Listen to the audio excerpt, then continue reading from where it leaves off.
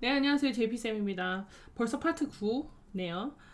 파트 9는 준동사에 대해서 공부를 할 건데요. 준동사라는 건 뭐냐면 동사를 모양을 바꿔요. 모양을 바꿔서 얘를 명사나 형용사나 부사처럼 다른 애로 쓰는 거예요. 그러니까 변장하는 거죠. 동사가 모양을 바꿔서 얘네들처럼 쓰이니까 준동사는 더 이상 하다라는 뜻으로 해석하지 않습니다. 그러니까 동사인데 동사의 모양은 있으나 동사가 아니다. 그래서 준동사라고 해요. 우리가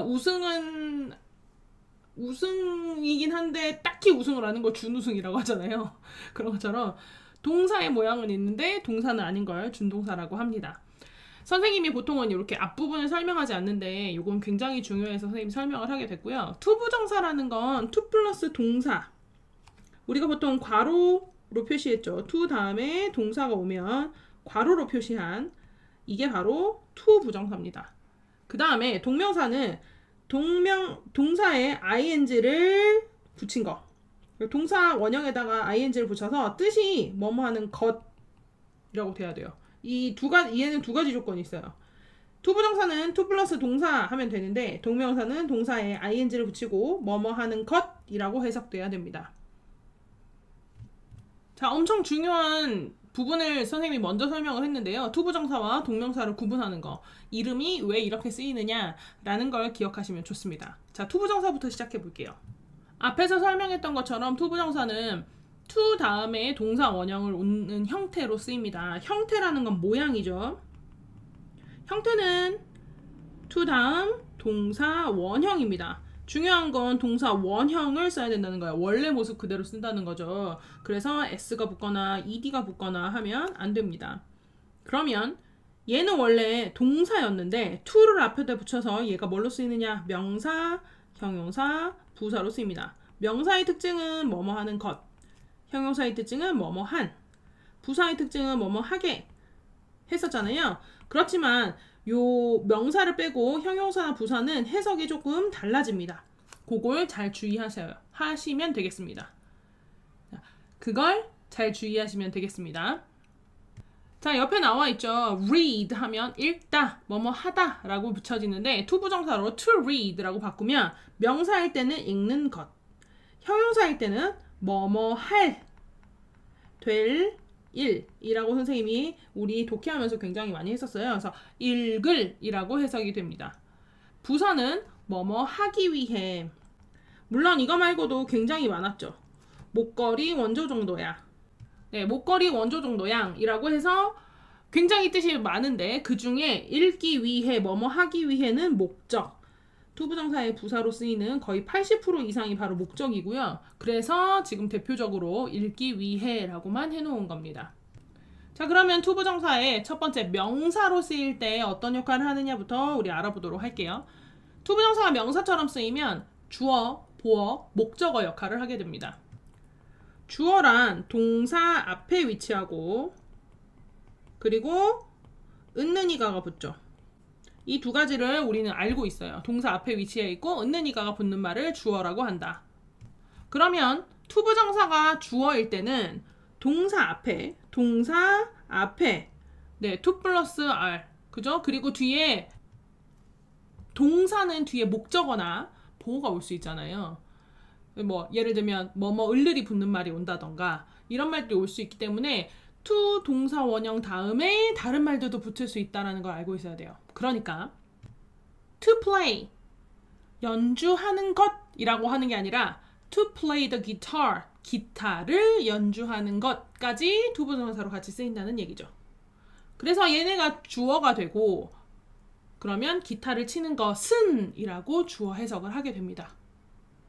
것 뒤에다 은는이가를 붙이는 거죠. 그래서 기타를 치는 것은 is interesting. 뭐뭐이다. 어떤 상태이다? interesting. 흥미로운 상태이다. 이라고 해석이 되는 겁니다. 자, 그러면 보어 역할을 한번 볼게요. 보어 역할은 우리가 비동사 뒤에 오는 경우를 보통 얘기합니다. 그러니까 우리가 is 뒤에 a student 또는 is 뒤에 happy 뭐 이렇게 왔었던 경우가 있잖아요. 이런 경우랑 비슷해요. 뭐뭐이다 라고 해석되고 네, 어떤 상태이다, 무엇이다 두 가지로 해석되죠. 그러면 역시 주어 동사 내 취미는 무엇이다. 무엇일까요? Play the guitar. 기타를 치는 것이다. 여기에는 따로 조사가 붙지 않습니다. 그냥 보어일 때는 그냥 것이라고 해석하면 됩니다. 자, 그렇다면 목적어. 목적어일 때는 우리가 동사 뒤에 을을이 붙는 걸 목적어라고 했어요. 그러면 것 뒤에 뭐가 붙을 때 목적어 역할을 하는 걸까? 그렇죠. 것을이라고 해석되는 거겠지. 나는 좋아한다. 무엇을? 기타를 치는 것을. 이렇게. 그래서 여기 전체가 네, 명사 역할을 하고 있는 문장에서는 목적어로 쓰인다. 그래서 우리가 해석할 때 이런 것들 정확하게 모르면 사실 좀 많이 헷갈릴 수 있어요. 주어, 보어, 목적어 역할에 대해서 잘 이해를 하면 되는데 보어, 목적어가 헷갈릴 수 있으니 선생님이 다시 한번 설명해 주자면 보어는 비동사 뒤에 오는 경우고요. 비동사가 무엇이다 라고 해석될 때 무엇이다 라고 해석될 때 그 뒤에 오는 to 부정사가 바로 보어 역할을 하는 겁니다. 그러니까 명사인데 명사에서 보어 역할을 하는 거죠. 그리고 목적어는 무엇이냐? 목적어는 동사 뒤에 위치하고 을을이라고 해석된다. 이걸 알고 있으면 바로 목적어가 됩니다. 엄청 중요한 거. to 부정사가 주어로 왔는데 영어의 특징은 주어 다음에 동사가 오기 때문에 이 주어가 짧았으면 좋겠어요. 짧은 걸 선호해. 보통 한 단어 아니면 두 단어인데 자 여기 볼게요. To make a new friend. 새로운 친구를 사귀는 것은 쉽다 했어. 근데 to make a new friend가 벌써 하나 둘 셋 넷 다섯 글자예요. 너무 많아. 그래서 이 자리에 가짜 주어인 가주어를 놔두고 누구? 얘는 뜻이 없다. 뜻이 있으면 안 되겠죠? 대신 그냥 자리만 차지하는 거예요. 그리고 to 부정사를 어디로 보낸다? 맨 뒤로 보낸다. 맨 뒤로 보내는 거예요. 그래서 얘가 진짜 주어가 됩니다. 보통은 it 형용사 to 부정사. 그래서 it 형 to라고 외웁니다. it 다음에 형용사가 오고 네 당연히 동사는 당연한 거예요. 그래서 it 형용사 to 부정사 it 형 to 상태가 되면 우리가 진주어 가주어 진주어 보통 이렇게 얘기를 많이 합니다. 엄청 중요해요. 진짜 중요합니다. 왜냐면 문장을 볼 때 이걸 모르면 해석을 할 수가 없어요. 제대로. 꼭 기억하셔야 돼요. 그 다음 to 부정사를 목적어로 취하는 동사들. 그러니까 이게 무슨 얘기냐. 이 to 부정사를 목적어로 취하는 동사들이라는 말이 도대체 뭐냐. to 부정사가 무조건 이 동사 뒤에는 와야 된다. 이 동사 뒤에 뭐뭐 하는 것을 붙이고 싶어. 동사 뒤에 뭐뭐 하는 것을 우리가 흔히 말하는 나는 게임하는 것을 좋아해. 나는 쇼핑하는 것을 원해. 뭐 이렇게 얘기하죠. 그래서 뭐뭐 하는 것을이 붙을 때가 있잖아요. 그럴 때 무조건 to 부정사를 써야 된다라는 의미입니다. 뭐뭐 하는 것을 대 자리에 무조건 to 부정사를 써야 되는 동사가 누구냐? want, hope, decide, plan, need, choose, prepare, learn. 자, 선생님이 지금 점 찍은 데가 힘준 데예요. 이런 단어들은 무조건 뒤에 to 부정사가 와야 돼요. 언제? 뭐뭐 하는 것을 이라고 말하고 싶을 때. 자, 문장을 살펴보죠. She wants a new computer. 그녀는 원한다. 뭐를? 새 컴퓨터를. 이럴 때는 하는 것을 이란 표현이 없죠. 그래서 상관없지만 to buy a new computer 라고 했어. 그럼 새 컴퓨터 사는 것을 그쵸? 뭐뭐 하는 것을 이라고 붙었잖아요. 그럴 때는 to 부정사를 써야 된다. 어떤 애들이? 지금 이런 애들이. 이걸 살펴보면 뭐냐면 보통 원하고 원하다, 바라다 뭐 이런 표현들. 그게 바로 want, hope, need 뭐 이런 애들이에요. 그 다음에 내가 미래에 뭔가 결정하는 거, 미래의 계획이나 이런 걸 결정할 때 계획하다, decide, plan, plan 했죠? prepare, 준비하다 이런 단어들. 네, 살짝 안 보여서 선생님 조정을 했습니다. 그래서 뭔가 계획하고 결정하고 준비하고 미래에 관련되어 있는 네, learn, 배우는 것도 미래에 무언가를 위해 배우죠. choose, 결정하다. 이런 단어들은 다 뒤에 to 부정사가 와야 된다라는 걸 기억하시면 됩니다. 이거 2번 엄청 중요해요. 중학교 때 맨날 나와, 시험에. 고등학교 때도 나와. 엄청 중요합니다. 자, 그렇다면 형용사로 쓰일 때는 어떻게 되느냐? 투부정사가 형용사로 쓰일 때는 명사를 수식할 때 써요. 명사 수식이라는 건 뭐냐면 명사를 꾸며준다는 거죠.